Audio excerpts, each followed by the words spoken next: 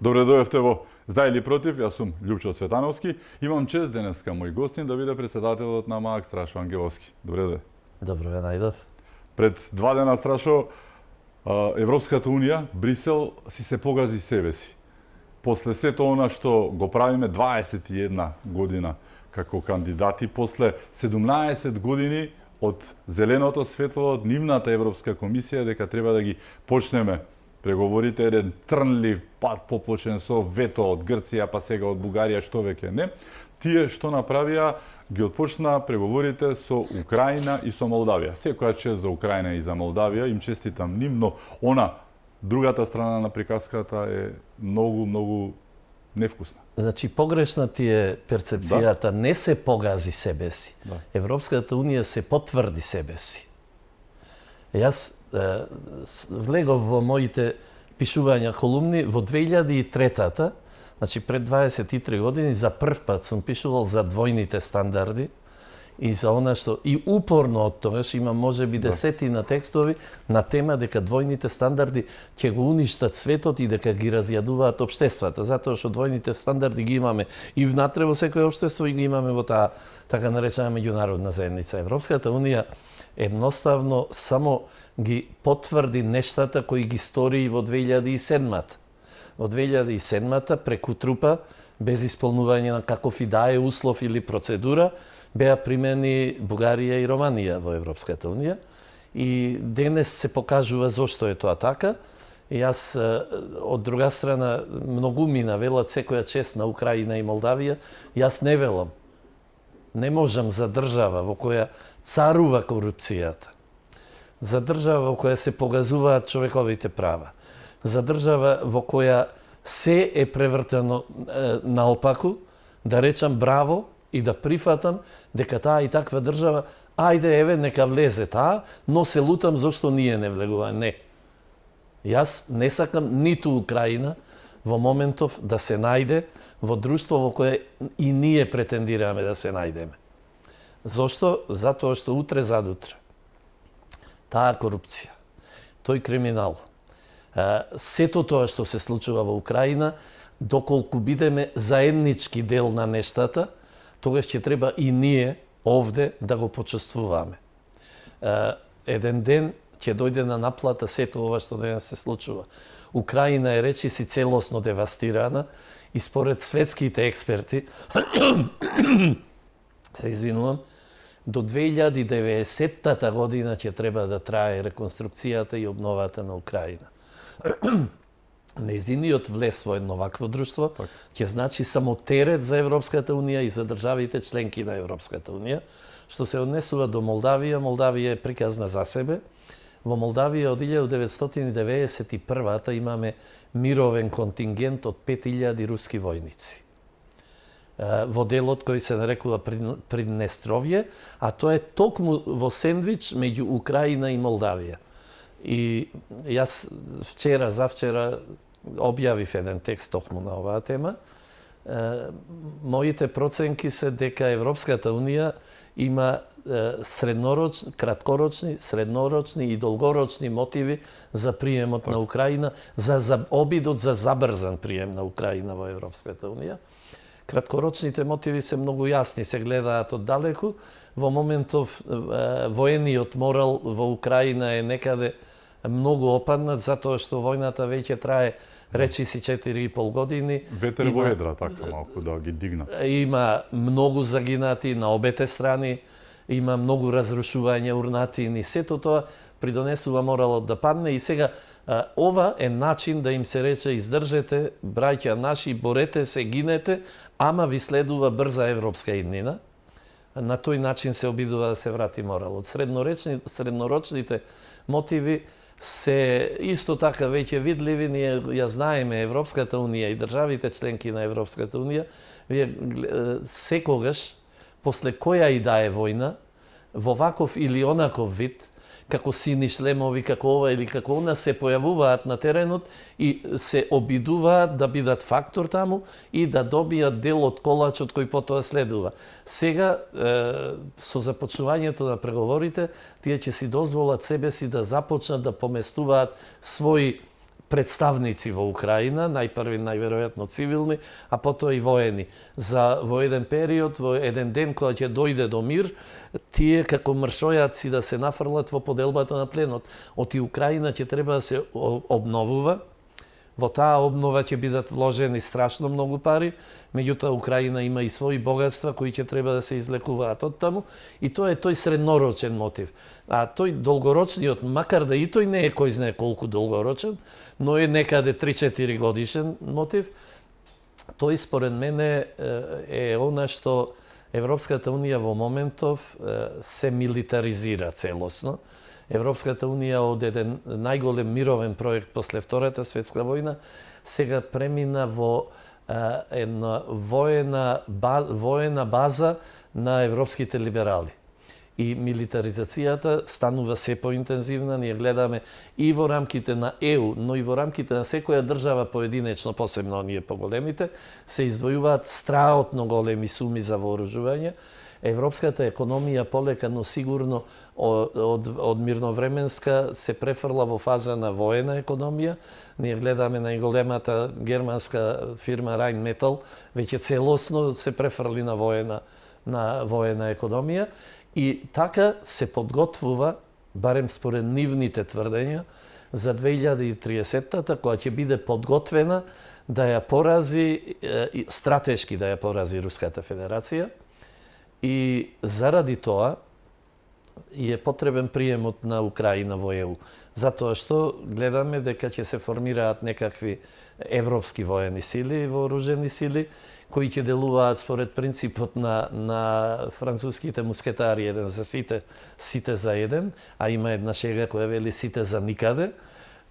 И според тој некој принцип, доколку една држава членка на тие европски воени сили е во војна, треба сите да ја помогнат. Значи, по автоматизам сакаат да влезат во војната со Руската Федерација, и затоа им е Украина потребна, а Молдавија е пак во истата таа војна, утре задутре, е само проширување на тој голем фронт на уште на едно место, и тоа е тоа што, за жал, Европската унија, односно луѓето со мал лидерски капацитет во Европа и во Европската унија го замислуваат. Од сето тоа, на крај може да дојдеме само до последната војна на планетата Земја. Дали сепак ова е она што го кажа ти како еден од мотивите? Мислам дека барем здраворазумно е она и најверојатно дека им даваат малку ветер во едра, но народски кажано јас мислам дека им пуштаат вода, што би рекле, за да ги дигнат, а никогаш да не го направат она што следува, бидејќи имаме во предвид дека зборуваме за земја која што половина од територијата веќе ја нема, буквално кажано. Кого примаат како прво? Тие територии, знаеме и самите, тоа го рекоа, го призна американците многу одамна, не па европјаните, тие територии никогаш нема ни да се вратат. Како се тоа? Ова е пуштање на вода. Буквално ги пуштија низ вода, а сега ги им пуштаат и вода. Многу вода има у приказката. Има многу вода, точно е така. Првично ги пуштија низ вода. Значи, украинците, за жал, тие ни се наш близок народ. Знам, сум на крајштата, писменоста од кај нас стасала и до таму, стасала и до Русија. За жал, се само алатка во рацете на оние кои искрено мислеа дека ќе успеат стратешки да ја поразат Русија. Тоа беа американските демократи пред се, Бајден и неговата администрација, кои тргнувајќи од оние стари тези на Бжежински, на русомразецот, човекот кој повеќе од се ја мразеше Русија и русите, тргнувајќи од тие тези дека таа огромна руска површина територија не им припаѓа само на русите, туку му припаѓа на светот. И тие мислеа дека со оваа војна ќе успеат да ја расцепат Русија и дел од тие територии, оние најбогатите, да им припаднат и ним. Не се случи тоа и сега продолжуваат, бидејќи тие глобалисти, тие екстремни либерали кои се наоѓаа во владењето на Бајден, сега си најдоа резервна база, резервно место на собирање. Нивното резервно место на собирање е Европската унија. И сега од тука делуваат и понатаму. При тоа, не знам како, некој може и да помисли дека може да ја победи најголемата нуклеарна сила во светот. Мораме да се сеќаваме секогаш на една реченица на председателот на Русија Владимир Путин, кој рече вака: што ќе ми е светот ако ја нема Русија? Тука завршуваат приказните. Тоа е кажување на целосната вистина. Значи, немојте да ми ја уништувате Русија, оти ќе го уништам светот. И јас искрено некому ова му звучи премногу строго, премногу остро. Меѓутоа, јас би сакал и ние да се однесуваме така. Не е дека ќе го уништуваме светот, но да кажеме еден ден дека немојте да ми ја уништувате Македонија. И јас затоа во таа колумна напишав дека според мене што би можеле сега, оти јас ова искрено го сметам за потценување на здравиот разум.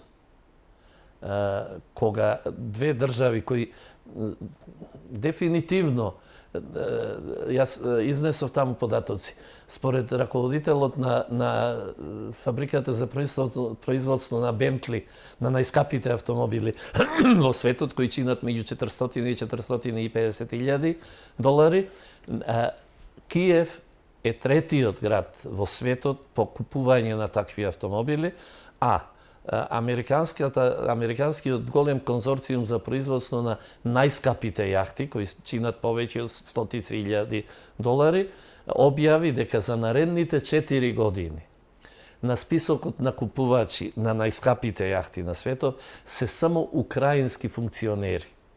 Значи, станува збор за една корупција која се мери во милиарди веќе, не во илјадници, не во стотици илјади, не во милиони, туку во милиарди долари. И подценување на мојот, на твојот, на здравиот разум на сите кои не следат, е да ми кажат дека Украина ги исполнува условите за да ги започне преговорите, а дека ние, како што рече и ти на почетокот, после 20 и кусур години подценувања, понижувања, уценувања, закани и се што можеше да се случи, кога веќе сторивме, може би не се, но сторивме максимум од она што можевме да го сториме, ние дефинитивно не ги исполнуваме условите. И од тука јас реков, во една таква ситуација, а знаејќи дека коридорот 8 се гради, меѓу другото, се гради за потребите да како големото вооружување од Драч, преку коридорот 8 кој треба да го поврзи Драч со Бургас на Црното море, како преку територијата на Македонија тие конвои со оружје да стасаат во Бургас, од тука до Констанца, каде што се прави најголемата база на Црното море, и да се употреби во таа војна. И јас реков, барем да речеме дека ќе ја прекинеме изградбата на коридорот 8. Не оти нешто може би ќе постигнеме, ама ќе бидеме мало камче во таа воена цокула на ЕУ, за да ги глочка во нозете кога ќе одат и да знаат дека некој им кажал дека еве, ве свативме, ве разбравме и едноставно ви кажуваме дека да, примете ги. Не само отпочнете ги, примете ги, но знаеме дека правите злосторство. Оти, Љупчо, ова е злосторство врз еден народ, да се разбереме. Ако вие на еден народ не му дозволувате да се развива, не му дозволувате да напредува, а доколку човечки е да речат дека не сметаме на вашето членство во Европската Унија, барајте си чаре. Во таква ситуација може би ќе најдевме некое решение. Вака, според онаа нашата старата, те тепа, а не ти дава да плачеш.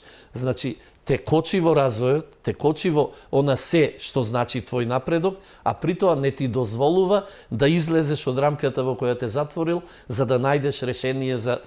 Јас сега сум сериозно задоволен во последно време од обидите, се сеќаваш, многу пати на речиси сите емисии зборував дека Македонија мора да започне со билатерална соработка.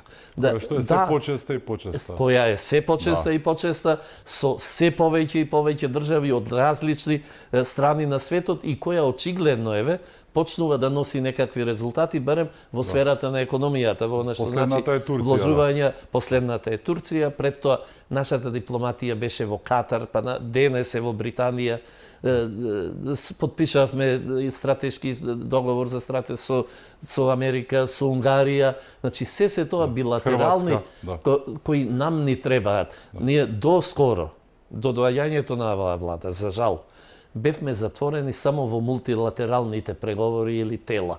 Во ЕУ, НАТО и Обединетите нации, без ниту една билатерална средба или билатерален договор, што ќе рече дека сега веќе почнуваме барем да се движиме во една подобра насока. Но ова е шваканица за целиот Западен Балкан. Буквално кажано, она комунистичкото не е битно да победиш, битно е да учествуваш во приказката, 20-30 години учествуваш си, тршкај си ти. Ти пишуваше дека ова е буквално кажано една плакета за учество на Западен Балкан. Еве повелете и ние ќе се сликаме со пофалницата, нели, насмеани и така ќе се сликаме пак и на крај ќе се сликаме буквално кажано. Лјупчо, нели, на фестивалите има прва, втора и трета награда и плакета за учество. Ете, затоа што учествуваше, те наградивме, скромна една плакета. Ете, тоа нам ни го доделија на целиот Западен Балкан. За жал не претвараат, полека, но сигурно не претвараат во еден современ индијански резерват. Значи, гетото на Европа. Гетото на Европа, дефинитивно. Тука да нема никој дилеми. Така наречениот Западен Балкан, кој не е Западен Балкан, не постои такво туку е југоисточна Балкан или југоисточна Европа, но и тука има замка, а ѓаволот велат, еден детал има, а ѓаволот велат се крие токму во деталите. Така наречениот Блиски Исток, го нарекоа, тој не е ниту Блиски Исток, туку е Југозападна Азија. Дури на англиски е Middle East, односно Среден Исток. Го нарекоа така и тој регион, откако е наречен така, до денес, не може да крене глава од војни, од судири и од непријателство. Се плашам дека исто така го пикираа и му дадоа име на Западен Балкан, за да утре, задутре го чуваат како регион. Јас сум повеќе од свесен дека ЕУ е дефакторизирана целосно. Гледаме дека ЕУ не се прашува за нигде и никаде. Денес го слушам, Макрон вели дека ете и нивниот носач на бродови ќе се упати кон Ормускиот теснец, односно кон онаму каде што до вчера се водеше војна, дека и тие сега сакаат да учествуваат. Завршија нештата, не беа прашани, сега упорно се обидуваат. Сега има примирие, чекај, не може да направиме белја. И на колумна и на таа тема, насловот беше не го примаат в селото и на попот ќерката ја бара. Така е со Европската Унија. Неважна, а се обидуваат се уште да бидат фактор, не можат да бидат. Може би затоа токму овој така наречен Западен Балкан го чуваат како простор каде што ќе го постават своето влијание и ќе станат фактор. Доколку, не дај Боже, дојде до некаква војна на овие простори. Тогаш ЕУ дефинитивно ќе биде најголемиот фактор, затоа што во нејзиниот двор ќе се одвиваат тие нешта. А гледаме, геополитичките односи дефинитивно ни покажуваат што се случува. Гледаме дека Саудиска Арабија и Турција и Пакистан формираат така наречено источно НАТО, муслиманско НАТО го велат, а вчера Саудиска Арабија и Турција подпишаа договор за изградба на железничка пруга од Саудиска Арабија преку Јордан, Сирија, се до Истанбул. И се тоа не е само железничка пруга, тоа е поместување на геополитичките процеси. Зошто? Затоа што по копнен пат она што треба да оди преку Ормускиот теснец, сега ќе може од Саудиска Арабија да стасува по копнен пат до Турција и од тука до Европа. Од друга страна, гледаме дека Израел има аспирации дури еден ден, не дај Боже, да започне војна и со Турција. Нивните тези, ционистичките тези, не еврејските, туку ционистички, се дека треба да се поврзат со поранешната Хазарија, односно да излезат се до денешна Украина. И тука Турција е првата на патот, а од друга страна пак видовме дека Израел, Грција и грчкиот дел на Кипар подпишаат договор за воена соработка, А при својата посета на Атина пред 20 дена, точно да не ме држите за збор, Макрон во Атина им порача доколку бидете нападнати од Турција, ние сме тука. Тоа сето говори дека овој простор како да некој да сака да го запали. Искрено би сакал да не биде така, заштоа што не дај Боже, ако дојде до еден таков судир меѓу Турција и Грција, не можеме ние да останеме надвор од сето тоа. И тогаш во таков случај Европската унија би станала повторно фактор и би можела да седи на маса, оти сега не е на маса, сега не седи на маса, туку се наоѓа во менито на масата.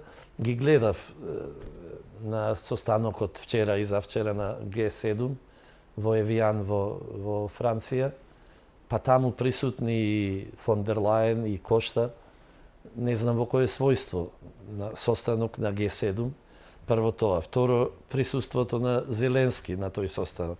Исто така е нејасно во кое својство. И трето, може би најважно, Г7 се уште глуми дека е групата 7 најразвиени. Една Кина во моментов е поразвиена речиси од сите нив заедно без Америка. Значи, и тој Г7 си се претвори во дебатен клуб за кафе муабет, каде што ниту одлука, ниту што и да е може да се донесе.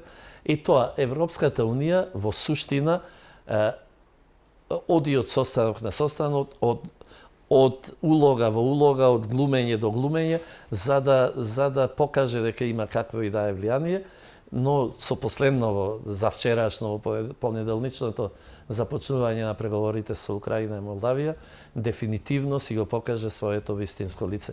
Многу мина, кога јас со години наназад говорев за нивните двојни стандарди, многу мина ми се спротивставуваа, не веруваа или велеа дека не е така. Еве сега ќе ги замолам сите нив да размислат и да видат ако ова не се двојни стандарди, тогаш не постојат двојни стандарди во светот. Што значи ова за евроскептицизмот во Македонија, дека реално евроскептиците биле многу во право на крај испаѓа работата? Најверојатно така. Да. Денес, вчера, чинам дека вчера Шпанија славеше 40 години од влезот во Европската унија и некој шпански аналитичар се обиде да ни каже нам дека и нам ни беше тешко, ни бара реформи, правосудни и дури многу проблеми имавме со рибарството. И сега, демек, исто како вам и нам ни беше така тешко. Заре може некој да спореди проблемот со рибарството со проблемот на губење на име, идентитет, култура, јазик и се останато? Значи, луѓето како во таа и таква Европа и во таа и таква Европска унија, како едноставно да не можат ниту да разберат со што се соочуваме ние. Да им го побараш тоа на нив, ке те дигнат на клоци, народски кажано, така да не се лажеме, ке ти брцнат у око и не знам што ке ти направат, нас не третираат како некои недоносени деца. Меѓутоа се случуваат многу интересни нешта со таа LGBT и woke идеологија и сето тоа. Се врши дехуманизација и депопулација на Европската унија. Тоа ќе рече демографски се намалува до невидени размери. Населението, автохтоното европско население се намалува, а од друга страна пак со миграциите се врши условно речено увоз на луѓе од друга култура, од друга религија и така натаму. И со тоа ќе Европа сама си ги урива темелите на кои е изградена. Сакале ние да признаеме или не, темелите на Европа се во христијанството.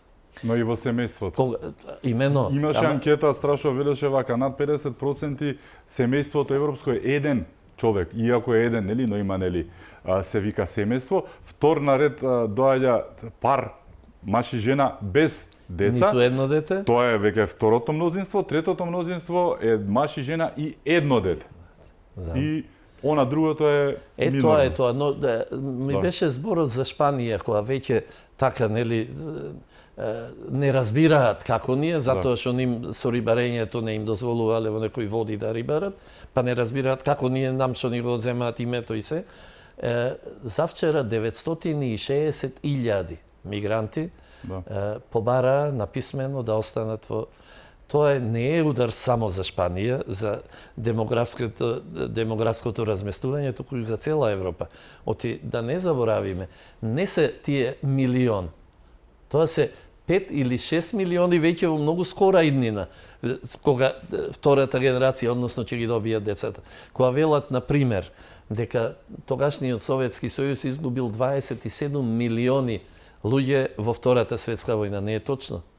Тој до денес изгубил 150 милиони луѓе, затоа што тие 27 милиони би вршеле репродукција и би имале нови 120 милиони граѓани, државите на Советскиот сојуз. Така што не смееме да ги гледаме нештата поедноставено и многу просто, туку треба многу да се размислува околу нештата кои се случуваат околу нас. Како ја гледаш ти иднината на Европската унија? Има два пата по кои би можела да оди според мене. Едниот е да се распадне целосно. Вториот е да се реконструира, да влезе во сојуз на суверени држави, сојуз на суверени држави, во кој сојуз секоја држава би си влегла со својот багаж враце, позитивен или негативен, се едно, тоест и позитивниот и негативниот, и таму заеднички да се обидат сите, да ги прифатат позитивните багажи од сите држави, да ги исфрлиме, да се исфрлат надвор од Европската унија сите негативни багажи, но сето тоа, за жал, ќе бара лидери. Европската унија и европските држави имаат криза на лидерство. Ние во овој момент го имаме Мерц со 17% доверба во својата држава, го имаме Макрон со 15% и го имаме Стармер со ужасна бројка од некои 12% доверба. Значи, ние имаме во европските држави најголемите, трите најголеми држави во Европа, и ако Британија не се наоѓа во ЕУ, но се уште има воспоставено извонредно добра мрежа внатре во Европа, и гледаме дека сега на анкетите, дури ако се распише нов референдум, дека би побарале враќање во Европската унија. Но како и да е, таа криза на лидерство во државите, посебно криза на лидерство во врвот на Европската унија. Вие ја имате на Каја Калас, која навистина, жената е можеби, не знам, но не знае. Едноставно жената не знае зошто е таму, и сега гледаме дека ќе се обидат дури да го укинат тоа, така наречено Министерство за надворешни работи на Европската унија, да ја одземат онаа функција, затоа што најпрво имате разногласие. Излегуваат, Каја Калас излегува со еден став, председател или канцелар или премиер на некој од излегува со друг став, и тоа разногласие делува поразувачки за Европската унија. Вие сте несериозно сватен. И на крај, зошто ќе мора до тоа да дојде? Европската унија, Љупчо, за жал, поведе војна со трите најголеми светски сили. Во моментов ЕУ е во војна со Русија, не е отворена, меѓутоа е во војна со Руската федерација. Европската унија е во прикриена војна со Трамп, со администрацијата, со американската администрација. И на крај сега влегува во војна и со Кина, од пред неколку дена влезе во трговска војна и со Кина. Европската унија дефинитивно не може да ги издржи тие три војни против трите најголеми светски сили. Имаме уште теми за отворање, ќе зборуваме за она што се случи во Тиват, ќе зборуваме за како звучи сега после Украина почетокот на преговорите, бугари во устав, кој ќе кажат тоа малку, нели, целата приказка е онака отидена надолу, но со нас е Страшно Ангеловски, се враќаме веднаш по рекламите, останете со нас.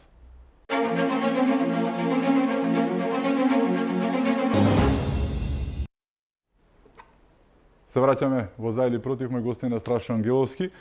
Вела дека најкус опис на македонските и балканските евроинтеграции, тука ги ставаме во пакетот и Србија, и Бугарија, и Црна Гора, кои што велат дека ќе ја примат затоа што била само 600.000 народ, па да глумат дека продолжува процесот на проширување, и останатите за Турција да не зборуваме.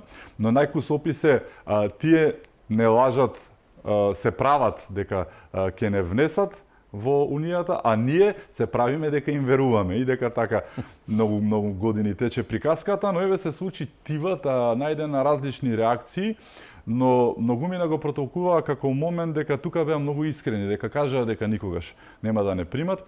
Во меѓувреме, оние приказки за асоцијативно членство, па не знам ваму таму, во секој случај што и да биде, според аналитичарите на целиот Балкан што ги читав, велат ова е само јасен знак дека никогаш нема да бидеме прва лига. Може да бидеме втора, трета, четврта, како и да е, но ова беше јасен знак. Настрана пуштањето на вода пред да се случи Украина, еве ние мислиме за вас, еве дојде и кошта, а од друга страна ние нон-пейперите и се ќе ве внесеме, ќе ве убрзаме, ама никога, ни зошто, ни како, туку некогаш, некаде и во некоја си трета брзина така.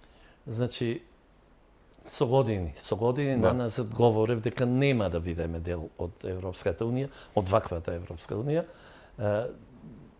Црна Гора дали ќе биде примена или не, најверојатно ќе биде, токму за да покажат дека еве процесот на проширување не е мртов, иако јавно кажа дека проширување понатамошно, после Црна Гора нема да има, дека ние не во втора, не во трета, туку токму како современ индијански резерват ќе бидеме затворени во границите на тој така наречен Западен Балкан, за да не можеме повторно преку нивните лаги, да не можеме, како што тие велат, да трпиме странско влијание, а јас би рекол, би сакал навистина да трпам странско влијание, да речеме, од државата која е во моментов економски најмоćната сила, тоа е Кина. И, например, ние се уште гледам, малку ќе морам да избегам од темата, се уште се компарираме себе си и нашето производство со производството и со параметрите во ЕУ како развиена економија. Ние треба, ако веќе сакаме да се компарираме, да започнеме да се компарираме со кинеското производство од 1996 до денес, за 30 години. Кина го зголемила својот бруто домашен производ за 40 пати. Нешто што не е видено. Второ, ние имавме во 2024-та најбрзо растечка економија во светот беше Виетнам. Не беше тоа ниту една европска економија. Значи, мораме да станеме свесни дека ќе мораме да се отвориме кон државите кои трчајќи одат напред, летајќи одат напред, тоа сакаат да не спречат, значи за да се сопре можноста со еден капитал кој не бара ниту идеолошки премиси, ниту што и да е, туку само си бара пат на парите за да може да гради инфраструктури, да гради производни погони, при тоа после да се врати дел и во неговите, да се врати како оплоден капитал тоа што го вложиле. Токму затоа го прават ова што го прават. Некој ќе рече дека тоа што ќе не внесат во еден таков резерват е утешна награда. Не.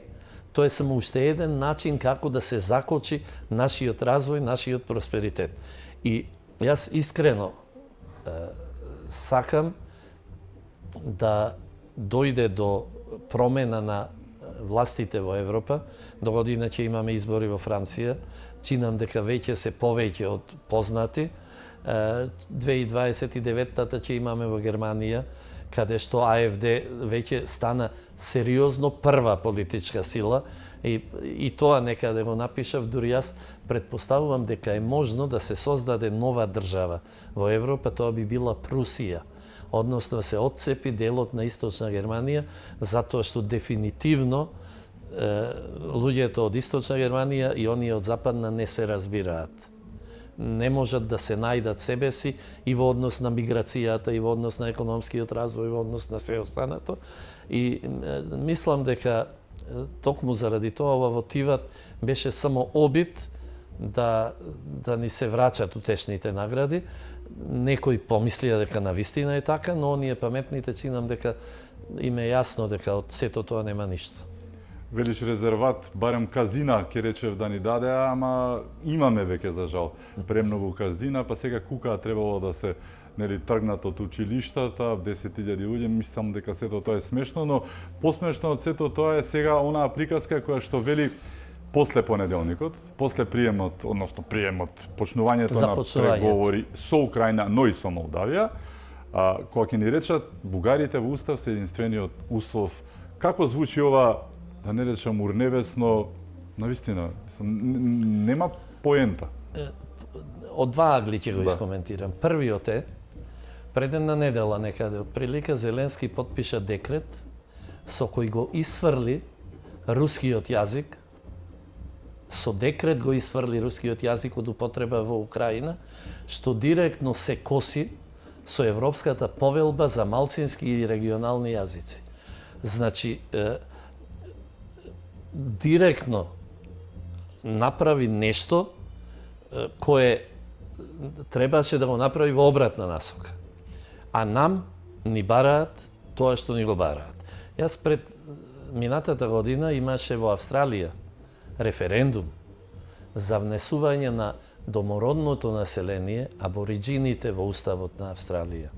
Значи луѓе кои биле староседелци, на кои им е украдена земјата за да се создаде денешна современа Австралија.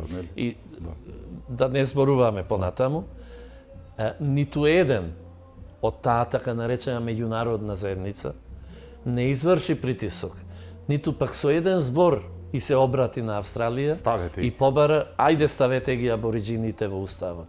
Значи, уште еднаш двојни стандарди, или уште не знам колку пати станува збор за двојни стандарди, и искрено мислам дека треба да издржиме. Оваа влада чинам дека работи она како што јас би работел. Да, ќе разговарам со сите, меѓутоа не притисок, не уцени, не ги прифаќаме и готово. Сега имаме за жал, Љупчо, каде е проблемот кај нас? Проблемот е што не можеме да обезбедиме национално единство околу најважните прашања, околу обстанокот на оваа нација и на оваа Како гледаш тој феномен наречен СДС? Како гледаш она што се случува? Вчера беше на споменикот на децата од Ваташа, после сето што го кажа, повторно не спомнувајќи бугарски фашистички, немаше туку само окупатор, што мислам исто беше премногу за него, но и таа партија која што секој дневно броевме еднаш токму со Латас, бугарите има 3-4 пати кажано од владата на Радев, внесете ги бугарите во устав. Па СДСМ има стотици пати, само Филипче има стотици пати. Како гледаш на тој автошовинизам, како да го наречам? Да, токму автошовинизам. Се е тоа заедно. Токму автошовинизам. Само презире. Се влегува во обид да се самоуништиме. Да. Значи, има тука пак повеќе аспекти. Еден дел од тие луѓе се скапо платени за да го работат тоа. Од медиуми до врв на партија. Значи, скапо платени за да ги шират тие идеи. Например, морам еден мал пример, јас постојано со тие вистиномери се расправам, затоа што таа е цензурата, тоа е ждановизмот во современа...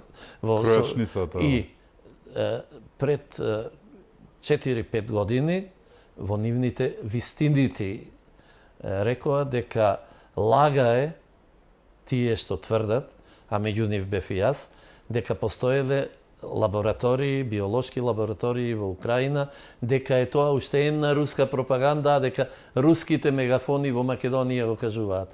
Завчера, пред 5 дена, американските тајни служби декласифицираа податоци во кои јасно се гледа дека точно пишува колку биолошки лаборатории со кои патогени се занимавале, патогени на антракс, на ебола, на чума и така натаму, колку пари инвестирале.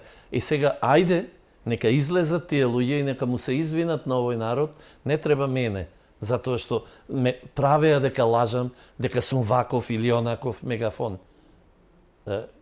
Значи, тоа е дел од нивната пропаганда.